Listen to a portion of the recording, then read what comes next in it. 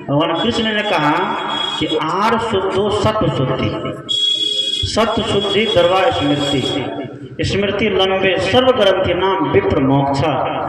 कि आहार की जब शुद्धि होती है तो हमारा विचार क्या होता है, शुद्ध होता है। आहार अगर गलत होगा तो विचार कभी भी सही नहीं होगा, विचार कभी भी शुद्ध नहीं होगा। इसलिए आहार हमारा क्या होना चाहिए, सात्विक होना चाहिए, पवित्र होना चाहिए। भोजन हमारा पवित्र होना चाहिए। भोजन बनने से पहले भी बनाने की विधि भी कैसी होनी चाहिए, पवित्र होनी चाहिए ना। अगर बनाने की विधि पवित्र है तभी भोजन क्या बनेगा, पवित्र बनेगा। बनाने का बर्तन अगर पवित्र है तो भोजन क्या बनेगा, पवित्र बनेगा। जिस भोजन बनाते हैं जो कपड़े से हंडी पकड़ते हैं, जो कपड़ा कैसा होना चाहिए, बच्चे का पुराना पहना हुआ पेंट, गंजी, ब्लाउज ये सब लेते हैं। सही बात, गलत ऐसा कभी नहीं करिए। आप पूरे शरीर को सजाने के लिए इतने महंगे महंगे कपड़े खरीद लाते हैं ना। एक साड़ी 2000, 3000, 5000, 10 हजार तक की साड़ी पहनती हमारी माता पहनती है ना। हमारे भाई लोग भी कम नहीं, कोट पैंट एकदम सूट पर सूट, बूट, 3 पीस सूट, कौन कौन सा सूट नहीं पहनते हैं, लाख लाख रुपया तक का पहनते हैं। लेकिन भोजन जो बनता है तो हंडी को पकड़ने के लिए 10-20 रुपये कपड़ा ये लोग नहीं ला के दे पाती माता। मजबूरन में ये लोग क्या करती है, बच्चे का जो पुराना पैंट पहनते फट जाता है उसको लेकर के हंडी पकड़ती है। गंजी जो होता है पुराना गंजी उसको लेकर के हंडी पकड़ती है। ब्लाउज जो फट जाता है उसको लेकर के हंडी पकड़ती है। क्या भोजन शुद्ध होगा, नहीं होगा। उसमें भी बहुत जगह देखता हूँ, बहुत घर में जाता हूँ, भोजन बना के जो कपड़ा काली कुली लगा है साल भर तक काली उसी में है, उसको एक धोया नहीं गया है। साल भर तक वो कपड़ा ऐसे ले लिए जहाँ तहाँ फेंक दिए, और फिर जब भोजन बनने का समय आया तो फिर उससे पकड़ करके फिर वहीं जहाँ तहाँ फेंक दिए। नहीं, सावधानी रखिए। देखिए सत्संगी का कर्तव्य यही होता है कि अंदर सफा बाहर सफा, ताकर साहेब काहे खफा। आप लोग सोचते होंगे कि बाबा न आत्मा की बात करते हैं, न परमात्मा की बात करते हैं, न देवी की बात करते हैं, न देवता की बात करते हैं, न राम की बात करते हैं, न श्याम की बात करते हैं, न भगवान की बात करते हैं, न कोई परमात्मा की बात करते हैं। दुनिया में इतने मंच लगते हैं जिस मंच से केवल भगवान, देवी, देवता, परमात्मा, खुदा, गॉड की बात होती है ना। लेकिन जिसको देखते हैं कि आत्मा, परमात्मा, भगवान की चर्चा करता है, बेचारा उठखनियों नहीं छोड़ पाता है, झूठ बोलना नहीं छोड़ पाता है। जीवन में पवित्रता जब तक नहीं आएगी तो आत्मा परमात्मा को जपना क्या होगा, सब बेकार हो जाएगा। इसलिए भोजन बनाते समय इतना ध्यान रखिए कि हमारा जो हंडी पकड़ने वाला कपड़ा हो, कढ़ाई पकड़ने वाला कपड़ा हो, वह कपड़ा भी कैसा हो, पवित्र हो।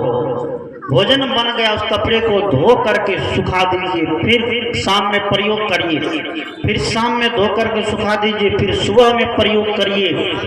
लेकिन हम लोग जहाँ तहाँ बनाए धर दिए, नीचे में तो नीचे में नहीं। एक थाली रखिए, एक कोई पात्र रखिए जिसमें उस कपड़ा को आप रखिए, नीचे नहीं रखिए, क्योंकि आप भोजन बना रहे हैं, भगवान का भोग बना रहे हैं। दुनिया के लोग भगवान मानते हैं मंदिर में मूर्ति को, लेकिन ये कबीरपंथी मानता है किसको मानते हैं, किसको माने चाहिए। कबीर साहब का दर्शन पता है ना। कबीरपंथी कहते हैं कि निर्गुण की करी सरगुण की करी सेवा, निर्गुण का करो ध्यान, और सरगुण नरगुण निर्गुण से परे तहा हमारा ज्ञान। कि सरगुण क्या है, ये मानव, ये जितने लोग हैं घर में रहने वाले जितने सदस्य हैं सब क्या है, भगवान है। इसको भगवान और भगवती के जैसा देखिए, लेकिन इसको हम भगवान भगवती नहीं देख पाते हैं, देखते हैं इसके साथ हम छल कपट करते हैं। और मंदिर में जो भगवान है, जो न हिलता है न डोलता है, न खाता है न पीता है, न सोता है न जागता है, सोता जागता है, उस भगवान के पीछे हम पूरी जिंदगी बिता दिए, उस भगवान के लिए हम पूरा सब कुछ समर्पित कर दिए। और तब भी जब भगवान का मंदिर बनाने का समय आता है, कहते हैं कि भगवान सब कुछ देता है, धन देता है, दौलत देता है, जमीन देता है। ये छठी मैया सबको बच्चा देती है ना, छठी मैया सबको बच्चा देती है। जब छठ करने का समय आता है तो बहुत गरीब माताएं को देखता हूँ, बोलिए सदगुरुदेव की। छठी मैया सबको क्या देती है? बच्चा देती है। तो बहुत गरीब माताएं को देखता हूँ कि बाजार में चंदा मांगती रहती है, सूप लेकर के। क्या लेकर के? सूप लेकर के। अब सोचिए, जो छठी मैया बच्चा देती है, धन देती है, दौलत देती है, तो छठी मैया इतना मतलब चंडालनी है कि उस महिला से भिक्षा मंगवा रही है बाजार बाजार में गाँव घुमा घुमा के। उसको 1000 लाख 2 लाख 1 करोड़ रुपया नहीं दे देगी, तुम काहे भिक्षा मांगती है, चलो तुम मेरा व्रत करो, देना चाहिए। जो लोग कहता है भगवान सब कुछ देता है, देखता हूँ कि जील छाप लेता है, भगवान का फोटो बैनर लगा लेगा, और जो टेम्पो वाला को 500 रुपया रोज देगा, टेम्पो वाला एकदम 12 होता है उनका भी, बैनर छाप 60 जगह चारों तरफ घूमता रहेगा। जब भगवान सब कुछ देता है, धन देता है, दौलत देता है, जगह देता है, जमीन देता है, कि भगवान इतना घुसखोर हो गया, किसी को 10 बीघा, किसी को 1 कट्ठा नहीं, कि भगवान के घर में इतनी बड़ी बेईमानी। जब भगवान सबको बराबर बराबर देता है, तो किसी को 10 बीघा, किसी को 5-5 कोठली मकान, और कोई किराया पर रहता है, भाड़ा पर रहता है, तो भगवान को उससे क्या मिर्गी उठाए भगवान को?